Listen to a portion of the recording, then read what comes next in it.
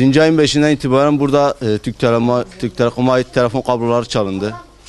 Yani yaklaşık bir aydan itibaren dükkanlarımız kapalı. Burada mağduruz. Yetkililere dilekçe verdik. Ne ilgilenen var? Gerek sözlü gerek yazılı dilekçemiz verdik. Kimse ilgilenmiyor. Bizim de burada cevabı daha gelmedi. Sözlü olarak gittik söyledik. Elimizden kablo olmadığını söyledi. Yani biz burada mağduruz. Vergi veriyoruz. Faturaları 2 gün geçti mi faizi koymasını biliyorlar. Yani kimse ilgilenmiyor. Yani burada ayrımcılık var. Yani burası Kürt bölgesi olduğu için mi kimse önem vermiyor? Biz sonuçta burada esnaf adamız. Faturamızı, her şeyimizi yatırıyoruz, vergimizi. Yani yetkililerin buna bir çözüm bulmasını istiyoruz.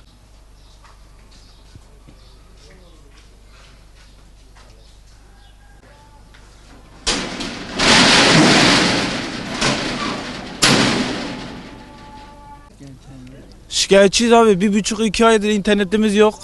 Görüşemiyoruz kimseyle. Yani kimse gelip yapmıyor yani.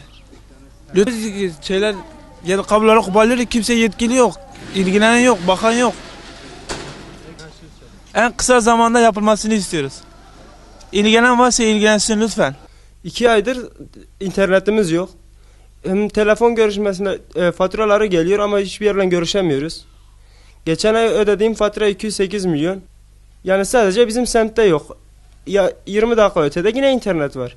Yani mağdur duruma düştük biz burada. Biz bu ya hiç internet faturası göndermesinler yapana kadar, gönderiyorlarsa da gelsin bunu yapsınlar.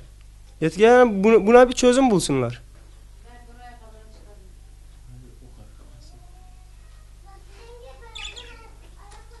Ödediğim faturanın aslı burada, ödediğim barkod burada.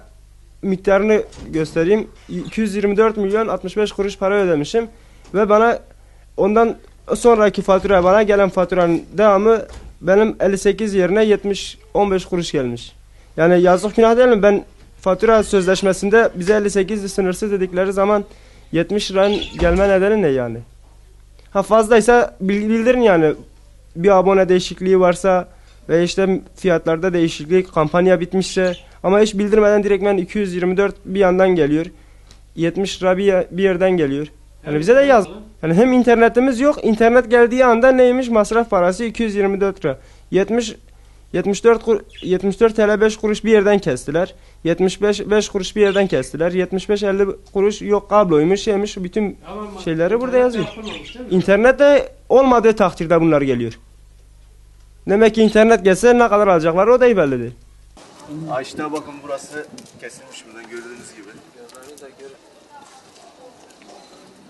Telefonda da çıkmamış, bilmiyorum. Oradan mı başka yere götürmüşler. Telefon yoktu ki biz arasın. Telefon olsaydı evi arıyordu. O evi arıyordu, biz konuşuyordu, durumu soruyordu. Şimdi telefon yok, biz de öyle kaldık. Yani biz de istiyorum bizim telefon açık kalsın. Mesela biri cezaevindedir, onlar arıyor. Biz arıyor. Kapatmışlar artık, ne yap?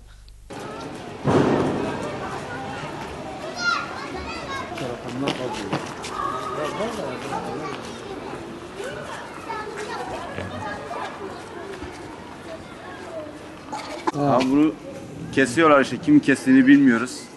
Bir an önce bu yetkililerin bunu giderilmesini istiyoruz. Hani gördüğünüz gibi burada çevrede 400 tane ev var. İletişim hiçbirinde yok.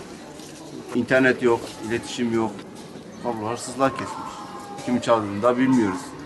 Yetkililer hiç ilgilenmiyor. Bize dilekçe verdiğimizde ellerimizde kablonun olmadığını, onun için yapamıyoruz. Hırsızlar çalıyorlar diye yapmıyorlar zaten. Biz yapıyoruz, onlar çalıyor. Biz yapıyoruz, onlar çalıp deyip ilgilenmiyorlar.